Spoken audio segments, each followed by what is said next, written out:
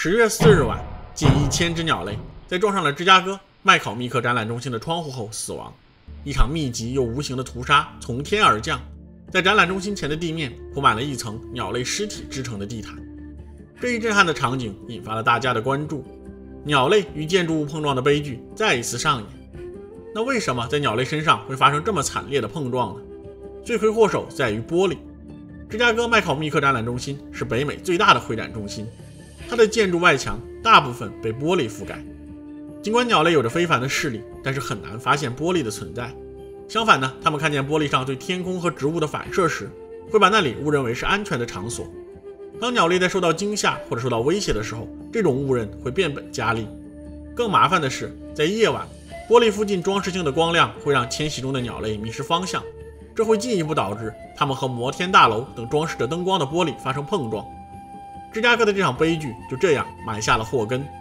10月4日晚到5日凌晨，芝加哥上空的迁徙鸟类数量达到了一个峰值，约有150万只鸟在这里迁徙。雨天及会展中心的灯光相结合，就带来了致命的后果。恶劣的天气让鸟类难以定位，城市的光污染将它们吸引了过来，玻璃窗上的反射致使它们撞上了，悲剧就此诞生。这并不是孤立，鸟类与建筑物的碰撞已经成为了北美鸟类碰撞死亡的最大来源。每年北美地区有多达15亿只鸟类因与车辆和人造建筑，比如说建筑物相撞而死亡。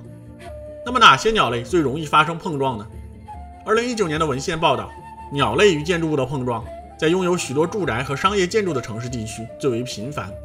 最常被杀死的以及种群最容易受到影响的物种是候鸟。每年的春季和秋季，它们会在繁殖地和非繁殖地之间来回迁徙，在这一过程中极易发生碰撞。这次碰撞之所以如此惨烈，正是因为它的发生正值候鸟迁徙的高峰时期。那与建筑物的碰撞会对鸟类产生什么样的影响呢？芝加哥的这次最直观的影响就是强烈的撞击让众多鸟类当场毙命。但是更多的时候，鸟类们展现的状态看上去呢像是撞晕了，它们会逐渐恢复并飞走，但是这并不代表这些鸟类平安度过了。发生撞击的鸟类会有体内充血或者头脑肿胀的后遗症，这通常会导致它们死亡。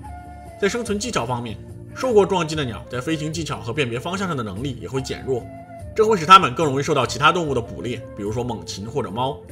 那既然影响这么恶劣，哪些因素会导致这种恶性的碰撞事件呢？玻璃的面积、夜间照明的强度乃至建筑物的尺寸都非常的关键。对于建筑物的尺寸来说，窗户较多的大型建筑死亡率最高，窗户相对较少的小型建筑死亡率最低。鸟类的碰撞烈度还和该区域的城市化有关，在城市化程度较低的地区的大型建筑，鸟类的碰撞死亡率是最高的。气候的变化也加剧了碰撞的发生。